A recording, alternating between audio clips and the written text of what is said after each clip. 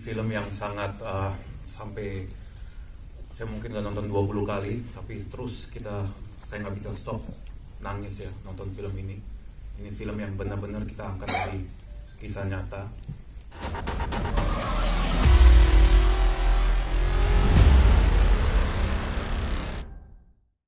Terima kasih atas kehadirannya, Ibu Mariana, Kakek, terima kasih sudah datang. Naila, Gisel, Panggi, thank you. Ini film yang sangat sampai saya mungkin udah nonton 20 kali, tapi terus saya nggak bisa stop nangis ya nonton film ini. Ini film yang benar-benar kita angkat dari kisah nyata. Dan terima kasih untuk keluarga udah mengizinkan untuk mengangkat film ini juga. Ada 3 topik yang kita bahas di film ini yang paling penting, yang keluarga setuju untuk ini diangkat ke film. Pertama adalah mengenai bully, karena Wina almarhumah mengalami bully yang luar biasa sampai meninggal. Kedua, mengenai geng motor liar, kita juga membahas tentang bahayanya geng motor. Ketiga, mengenai pergaulan, itu juga sangat penting, topik yang sangat penting di dalam film ini. Terima kasih sekali lagi atas dukungannya, keluarga udah datang jauh-jauh dari jam 6 pagi ya, dari Cirebon. Thank you. Baik, silakan Bapak mungkin langsung boleh di-announce. Oh ya, silakan nonton trailernya dulu. Mungkin lampunya bisa dimatiin. Ya, mungkin para kisah Vina ini ke dalam sebuah film. Ya, seperti tadi saya bilang bahwa keluarga setuju bahwa tiga topik tadi yang kita mau angkat di dalam film ini.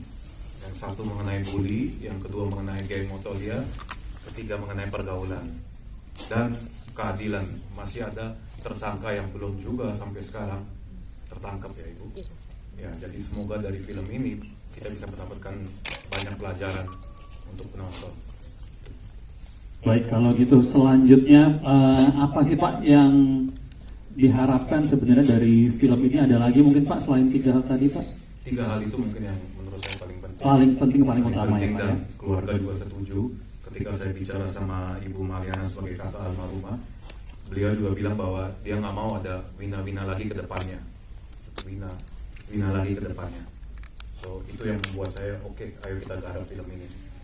Ikut merinding saya Pak.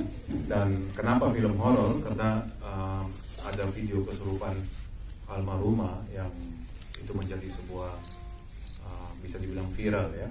Dari gara-gara itu kita angkat ini menjadi crime horror Pak ya.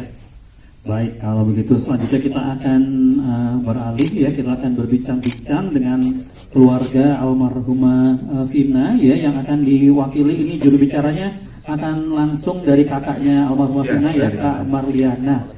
Kak Marliana, ini kalau boleh tahu Kak, apa alasan yang akhirnya membuat keluarga ya akhirnya setuju kalau kisah Vina ini akhirnya diangkat ke dalam sebuah film layar lebar?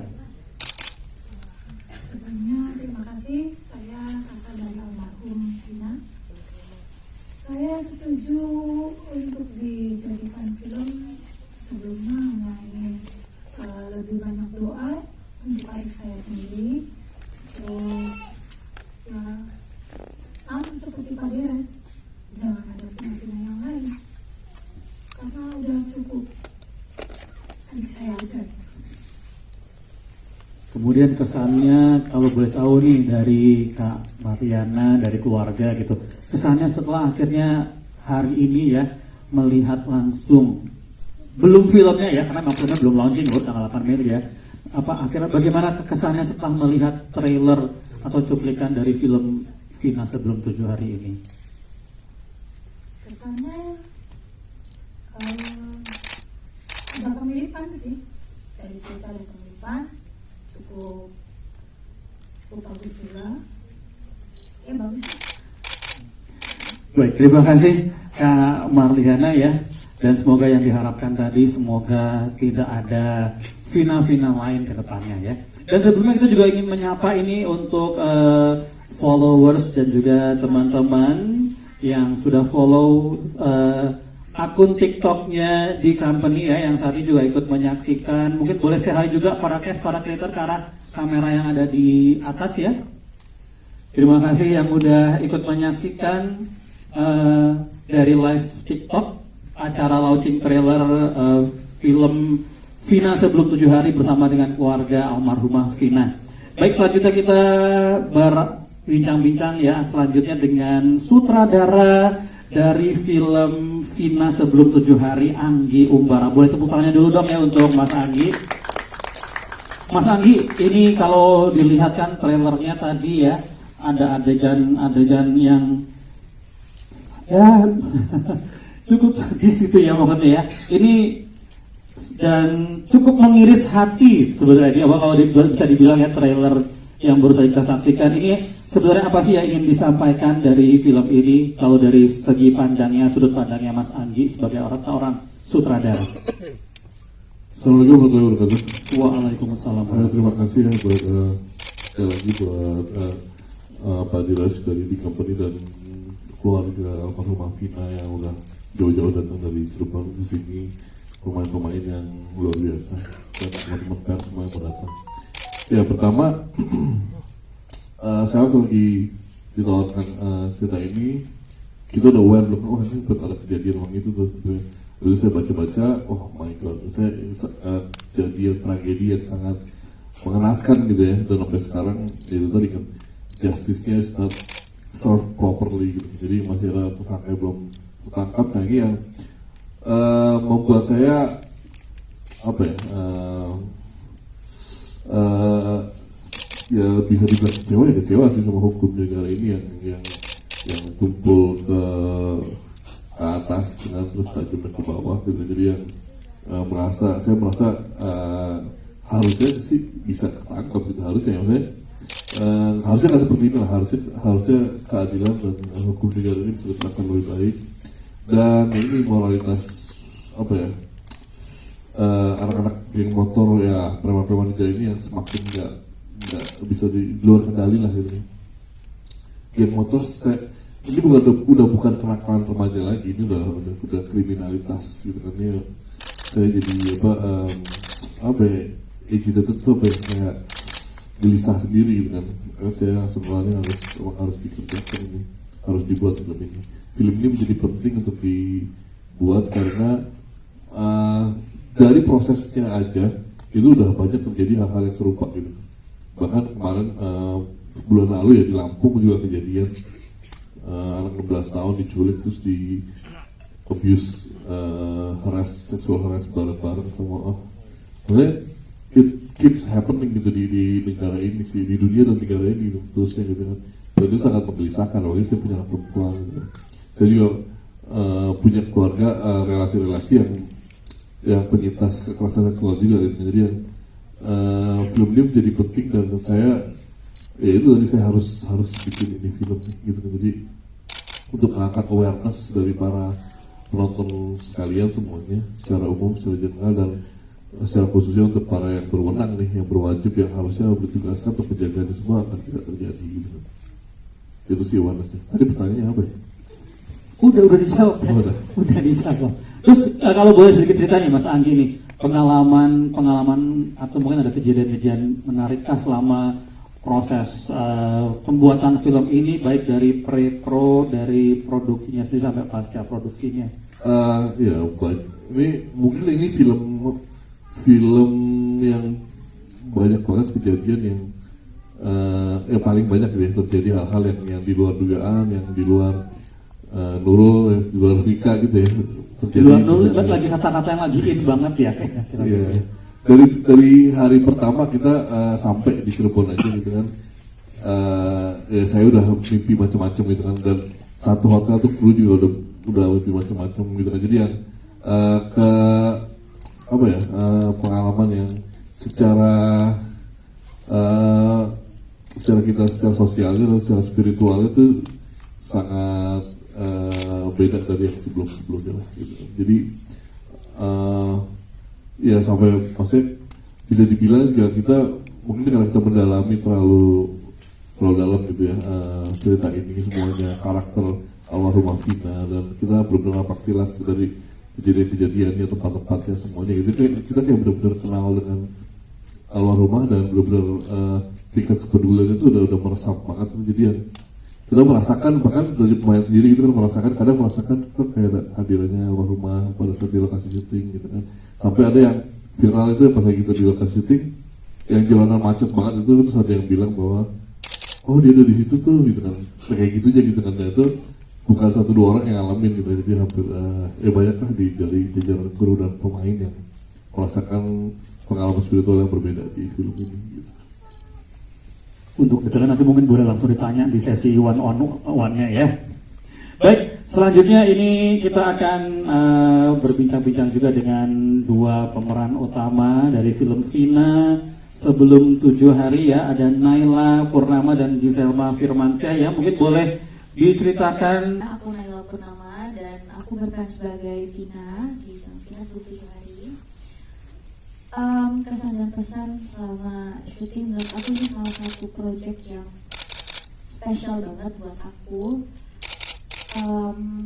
karena mungkin karakter yang aku mainin ini ada sosoknya, dan dari awal karena sebelum aku ditawarin pun sebenarnya aku udah tahu cerita tentang almarhumah.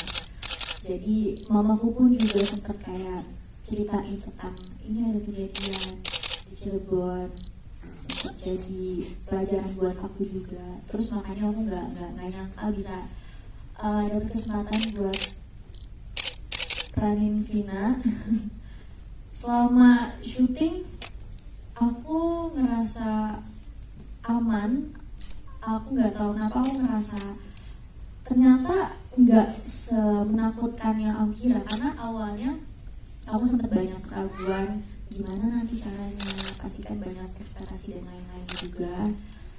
Tapi setelah, jadi waktu kita hari pertama syuting, sebelum syuting kita ke Cirebon, kita sempat ziarah dulu ke makam almarhumah, dan disitu aku sempat ngobrol langsung. Menurut aku ya, aku ceritain aja tentang perasaan aku segala macam, dan menurut aku dari situ gak tahu kenapa aku ngerasa selama proses syuting tuh dibantu, jadi lebih lancar dan aman aja rasanya, gak ada yang aneh-aneh gimana. Walaupun mungkin sekitar aku tuh kayak kadang mamaku ngeliatin aku terus dia bilang, kok kamu kayak aneh sih, kelihatannya kayak bukan aku. Tapi sejujurnya aku yang ngerasain sih, aku ngerasa biasa aja. Jadi menurut aku ini juga bisa menjadi suatu keberuntungan untuk aku untuk bisa ngerasain jadi almarhumah dan bisa menyampaikan nanti kepada penonton tanggal 8 Mei apa yang beliau rasakan, kesakitannya, kepedihannya, dan semoga itu bisa jadi pelajaran juga buat penonton. Iya, terima kasih Naila ya jawabannya. Ini selanjutnya silahkan Giselma ya. Halo semuanya, assalamualaikum warahmatullahi wabarakatuh. Waalaikumsalam warahmatullahi wabarakatuh. Sebelumnya aku juga terima kasih kepada media yang sudah datang dan keluarga yang sudah datang, dan Anggi dan Kak Adi udah ngajak aku untuk berkontribusi dan berperan sebagai Linda. Jadi Linda itu adalah teman Vina yang memperkenalkan almarhumah ke publik ya, karena Linda ini adalah sosok yang menurut aku memiliki ikatan batin yang kuat dengan almarhumah. Karena kenapa almarhumah memilih Linda itu maksudnya untuk menyampaikan ke publik. Dan selama proses syuting, sebelum proses syuting pun saat aku mendapatkan tawaran karakter Linda, aku benar-benar memiliki mungkin lebih ke tekanan, karena aku harus merasakan apa yang almarhumah rasakan, dan itu harus yang jadi aku juga mendekatkan diri ke Naila. Kita berdiskusi panjang dengan Anggi juga, berdiskusi panjang apa sebenarnya yang bisa Linda rasakan dan gimana yang Linda juga bisa sampaikan gitu, karena kan selain almarhumah yang menyampaikan, tapi Linda juga yang memerankan. Jadi itu poin yang cukup penting dan mungkin tekanan bagi aku dan tantangan kali ya di film ini. Dan juga aku merasa selama proses syuting aku berbalik kalau dari Naila, kalau aku bagian yang merasakan banyak sense of apa ya, kehadirannya, bukan kehadiran almarhum aja tapi banyak kehadiran lainnya yang menurut aku itu buat adegan kesurupan yang ditunggu-tunggu orang-orang, adegan yang disampaikan itu ya lumayan berat ya, karena balik lagi karena aku harus merasakan banyak sekali yang dirasakan almarhumah dari awal kejadian almarhumah di banyak seperti itu. Mungkin itu yang aku bisa sampaikan. Terima kasih. Oke, jadi kalian berdua punya punya beban ya ternyata ya apa untuk memerankan dua tokoh ini ya, memerankan Vina, memerankan Linda ya.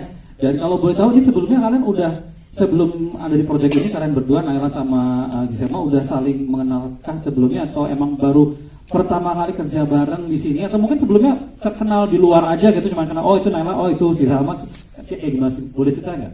Aku sama Dina belum kenal, jadi yang diperkenalkan di proyek ini dan waktu kita pertama kali ketemu aku rasanya udah klop sih, kayak mau udah cocok gitu ya. Itu dari seginya bisa, kalau dari segi Naila gimana? Iya sih, karena emang sebelumnya itu benar-benar gak pernah ketemu, gak pernah kenalan, bahkan kayak di Instagram atau di mana-mana gak pernah sama sekali. Jadi oh iya pertama kali datang Dinda ya, dan aku tahu kita harus punya koneksi yang kuat.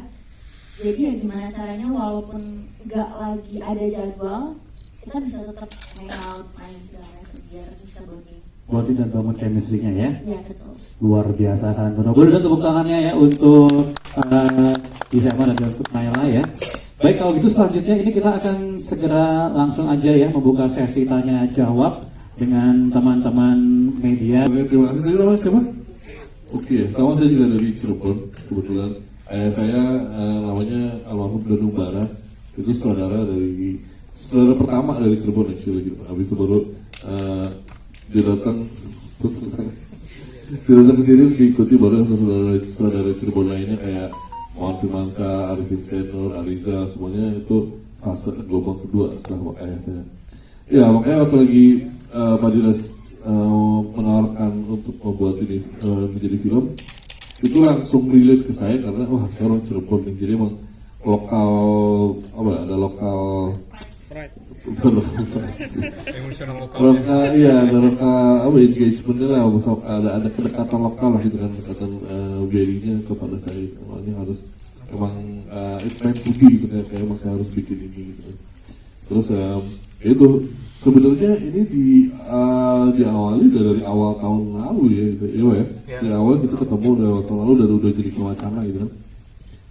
Pemainnya berubah-ubah, saya belum ketemu dengan keluarga gitu kan, kita masih berjajakan, saya riset dulu.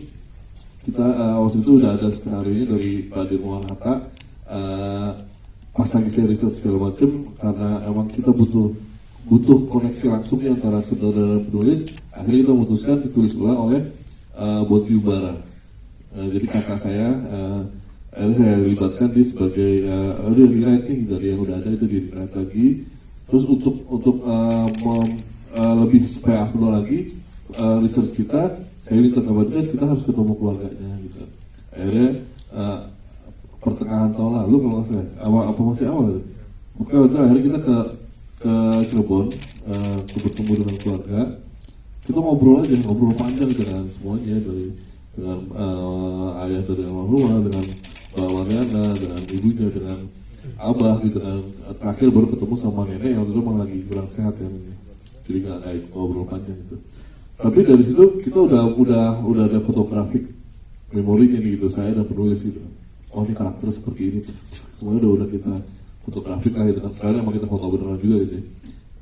Kita record audionya kita record, bahkan ada yang ngambil video juga gitu. Jadi emang secara data lumayan akurat. Akhirnya dari situ kita terus ngobrol sampai makan siang, kita ngobrol terus sampai akhirnya sampai sore kita benar-benar napaktilah ke tempat kejadian satu persatu gitu kan. Ini mana dulu apa yang terjadi di sini segala macamnya itu, terus sampai detail banget sih gitu kan. Di semua tempat tuh ada video dan foto-fotonya gitu. Dan dari situ baru kita kodok bareng-bareng, saya dan kakak saya Boti itu udah kita kodok bareng. Terjadi ya udah penulisan draft 1 draft 2, kita diskusi juga sama Pak Diras dengan tim kreatif dari di company juga. Terus kita baru kita tentukan nih yang mana yang karakter-karakter yang boleh diperankan atau dan yang harus dihilangkan dan yang harus disamarkan gitu.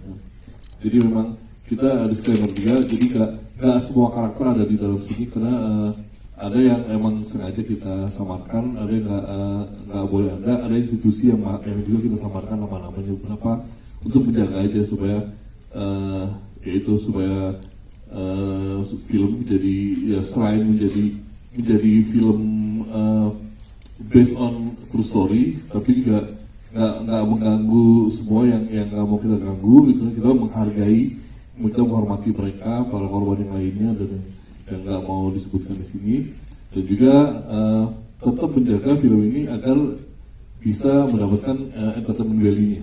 Kita tentukan tuh yang mana yang mau kita dramatisasi, yang mana yang harus akurat banget gitu. Itu kita putuskan dari skenario. Habis itu baru kita tentukan para pemainnya satu persatu, udah berganti-ganti itu akhirnya kita lock di Naila, dan kita happy banget dengan penampilan dia di sisa neraka ya. Ketemu, oh ini Linda harus bagus banget di mainnya gitu kan. Kita cari dan ada satu rising star yang menurut saya very talented, tapi masih underrated banget nih gitu kan, masih belum dikenal terlalu banyak filmnya yang besar gitu. Terakhir lagi Seluruh Dunia ya. Nah ini rising star nih, mereka berdua ini very talented person ya. Jadi kalau udah jadi megastar jangan sombong-sombong ya gitu. Ya akhirnya udah mereka berdua kita workshop bareng sama Bondi juga. Bondi di sini juga sebagai co-director dan apa namanya itu sangat emotionally harus benar-benar masuk ke dalam karakter itu sendiri yang kita ceritain lah. Kita dari fotografik memori kita dan data-data yang ada kita kasih tahu terus dari ayahnya siapa yang memerankan, kita ambil yang benar-benar senior itu kan, kalau David Wijaya Tanggal neneknya Wijaya Tanggal, saya aja dari Septian Dwi Cahyo yang kita tahu orang teater gitu, benar-benar yang harus mumpuni banget di semua yang jadi Abah Priti Moti gitu kan, orang yang sangat berpengalaman lah di teater dan acting gitu. Jadi benar-benar harus hidup banget di skenario ini, benar harus dihidupkan di layar gitu kan. Itu setotal itu sih, sampai kita syuting pagi ketemu pagi kadang-kadang gitu kan, dan di tengah hujan yang gila banget tuh bulan November Desember tuh kan, hujannya parah gitu kan. Nah udah kita harus menyiasati itulah di 24 hari syuting gitu ya, sangat-sangat itu sih intens dan terasa banget hard worknya, dan terasa banget kerja bersamanya gitu dari semua pihak itu di sini. Dan dari mulai syuting pun kita tuh apa ya, di dalam tuh kayak miris gitu, kayak nangis sebenarnya dalam melihat kejadian yang dialami oleh almarhum ini gitu kan. Bahkan pada saat kita syuting di adegan itu Indah tuh masih Indah, lain produser kita tuh sampai nangis itu di on the set. Dan saya juga sebenarnya nangis sih, cuma tutup-tutupin aja gitu, nggak mau kelihatan tensin. Pas lagi ngedit juga terus setiap itu, oh my god, kayak aduh keluar dulu deh gitu, kayak nafas itu kayak nafas berat terus juga nggak kuat gitu kan gua. Akhirnya waktu kita mesti ini refresh sih, sampai editing itu offline di Bali gitu supaya fresh aja gitu kan, untuk balik sini gitu kan. Jadi bener-bener pressure itu di muatan yang kita bawa nih di sini gitu. Ini muatannya ini berat banget dan memang penting banget untuk disampaikan. Jadi sebegitunya sih film ini. Makanya film ini berbeda dengan film-film yang lainnya. Benar dibilang bukan cuma crime criminal, tapi ini film based on true story pertama saya gitu. Jadi it's very heavy for me, for us actually as a team gitu buat ini. Dan mudah-mudahan hasilnya tidak mengecewakan untuk semua tim dan untuk keluarga. Terima kasih banget udah dikasih kesempatan untuk mendeliver ini, menyiarkan ini, menjadikan ini sebuah awareness ya untuk teman-teman, untuk rakyat Indonesia. Semoga untuk keluarga tidak mengecewakan ya, kerja kita semua. Semoga bisa menjadi hasil, menjadi berkah untuk semuanya dan menjadi peringatan untuk kita semua. Yuk saling jaga, yuk kita kan saling mengingatkan, kita saling jaga nggak terjadi lagi di hal kayak gini gitu. Mungkin dari Pak dibantu diberikan mic-nya yang mana tadi? Oke, yang tadi yang mana dulu tadi ya? Oh yang ini dulu ya, tenang, nanti masih ada ya. Silakan boleh berdiri, nama asal media dan pertanyaannya maksimal 2 ditujukan kepada siapa, silakan. Halo, selamat sore. Selamat Pak Derat, bisa rilis trailer Mas Andi juga. Pertanyaannya ya ini apa? Sebenarnya sebelumnya itu butuh berproses berapa lama sih Pak Derat untuk bisa dapat izin dari keluarga? Atau sebelumnya itu gimana approach-nya? Proses untuk saya mau bikin, apakah ada omongan awal seperti apa tiba-tiba dapat viral cerita yang waktu itu kesurupan, saya mau bikin, bisa cerita mungkin prosesnya bagaimana awalnya bisa sampai ke keluarganya final. Terus dari untuk main, ada nggak sih cerita-cerita yang kayak nggak terlupakan di syuting ini, kayak kejadian yang kayaknya janggal atau ada kejadian yang menurutnya bikin merinding lah gitu. Terima kasih. Dengan Pak siapa tadi, maaf namanya? Mas Supri ya. Oke, silakan mungkin boleh langsung dijawab. Ya, terima kasih Pak Supri. Sebelum ketemu Pak Anggi dan pemain semuanya, dari tim saya ada 5 kali ya. 5 kali kita ke Cirebon, ketemu dengan keluarga. Keluarga sempat kaget juga pertama kali kita mau bikin film. Tapi kalau nggak salah kakek yang setuju duluan ya. Udah ada bayangan 1 hari sebelumnya ada tim produksi mau datang, akhirnya kita undang untuk makan bareng, untuk diskusi bareng. Mungkin dari kakek bisa cerita gimana pertama kali kenalan dari tim produksi yang kakek yang pertama kali yang menyetujui untuk film ini diangkat. Duduk aja nggak apa. Duduk aja Pak. Saya tambahin lagi peran kakek di sini sebagai security. Ya, dan di filmnya juga ada dia sebagai security yang main. Assalamualaikum warahmatullahi wabarakatuh. Ya, dari awalnya istri saya itu bernama Martina. Dia dari rumah permisi mau main.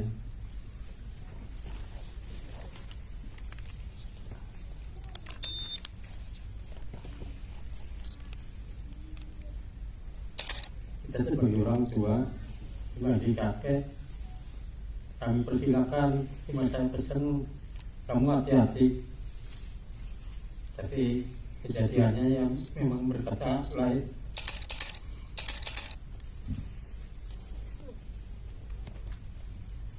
Makanya saya pesan kepada adik-adik kita, anak-anak kita yang punya anak perempuan, harap memberi pengarahan yang baik agar jangan sampai ada terjadi kelanjutannya. Saya pesan ini pakai, dan saya minta ketegasan dari pemerintah, kepolisian Republik Indonesia, tegakkanlah keadilan yang tegas supaya negara kita itu aman, tentram. Begitu aja pesannya. Terima kasih. Kakak dan ibu. Terima kasih. Jadi memang langsung disetujui ya? Enggak, pertemuan keberapa? Pertemuan keberapa kakek? Pertemuan ketiga. Pertemuan ketiga setelah kita ngobrol lebih panjang. Ada syarat-syarat tertentu? Enggak sih, apa aja yang diceritakan semua. Kalau syarat-syarat tertentu nggak ada.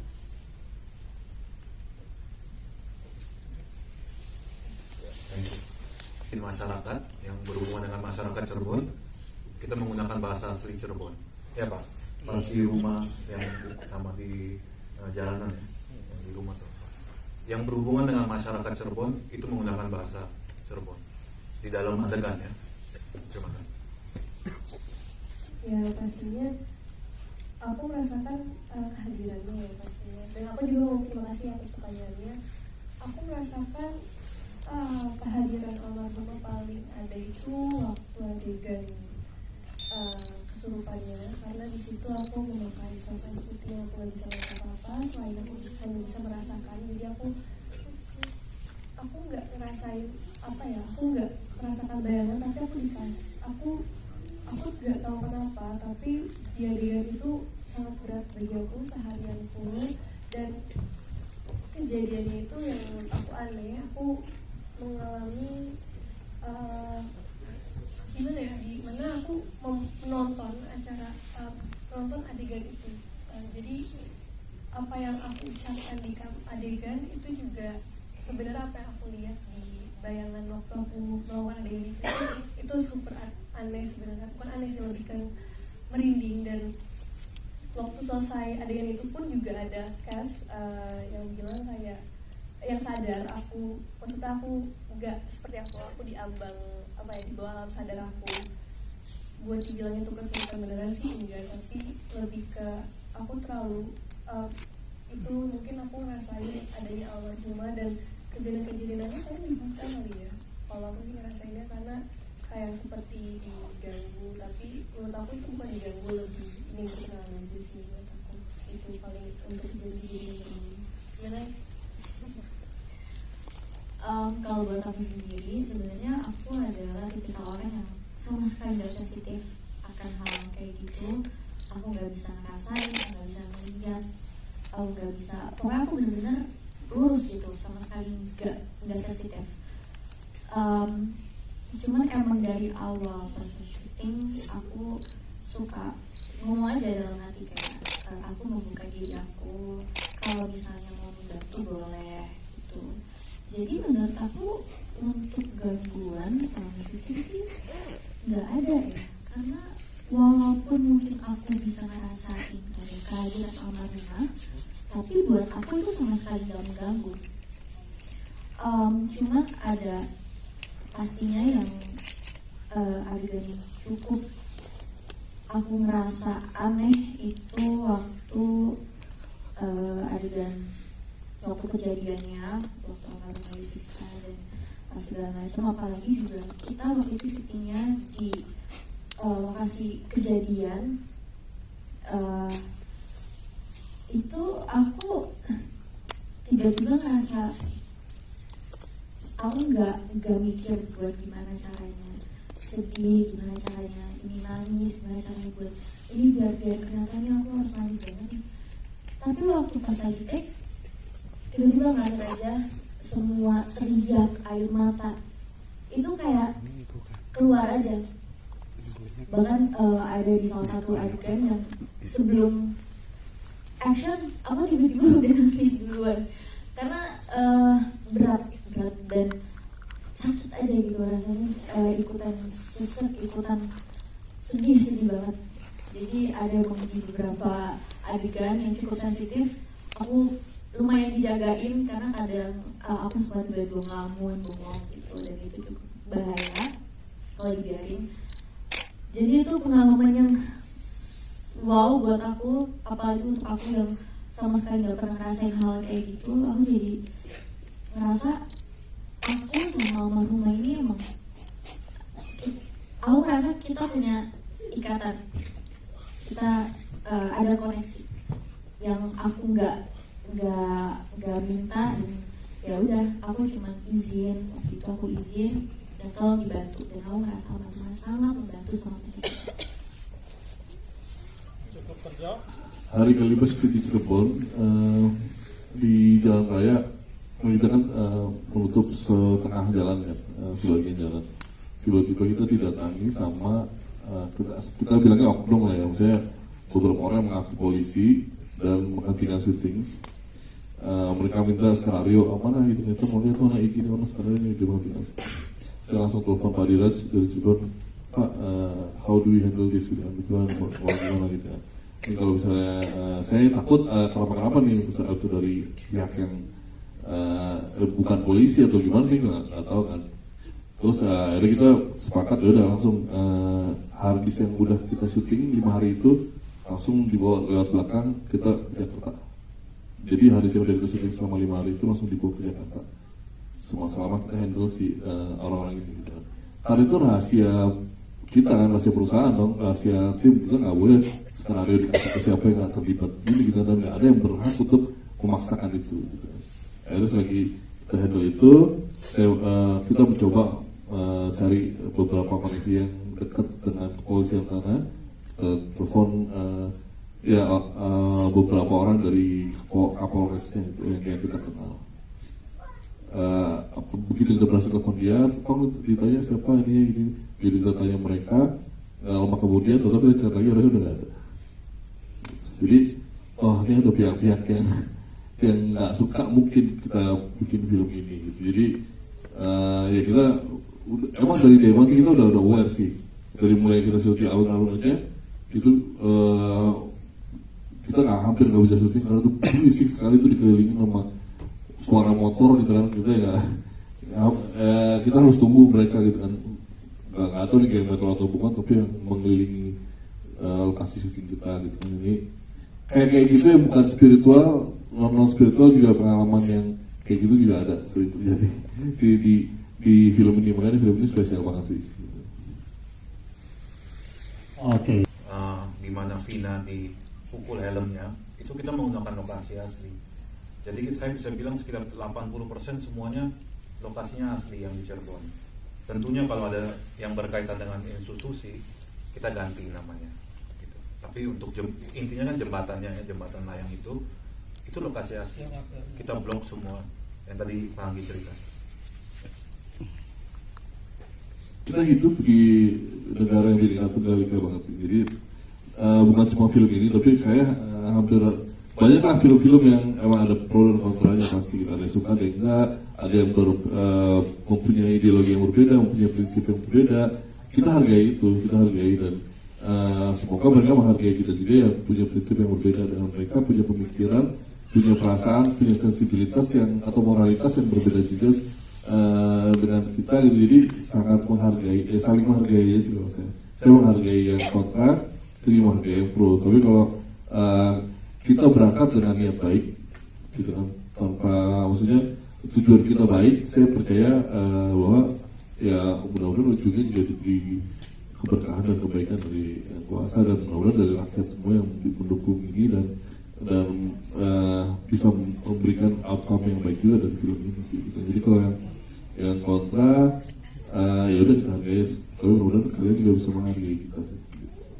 Mungkin Pak Diras mau menambahkan? Ya harus nonton filmnya dulu. Ya harus nonton filmnya dulu yang kontra. Buat saya itu biasa, hal yang sangat biasa ya. Kita nonton filmnya dulu. Nanti pasti yang kontra akan merasa marah dan merasa sedih. Itu campur aduk. Marah terhadap pelaku dan sedih terhadap apa yang terjadi dengan almarhumah. Thank you. Biasanya komennya nggak nonton kan? Belum nonton kan? Iya, itu karena sebelum nonton. Dan sebenarnya bukan dari teaser dan ini belum ya. Mungkin dari official posternya, karena menurut mereka terlalu itu ya. Tapi itu kan apa yang beneran, apa yang terjadi yang kita angkat. Baik, mungkin selanjutnya silakan.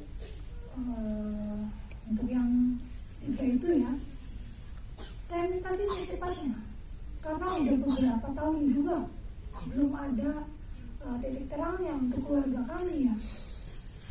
Belum ada berita tertangkap atau gimana itu belum ada. Aneh aja sih, udah beberapa tahun masih belum ada titik terang.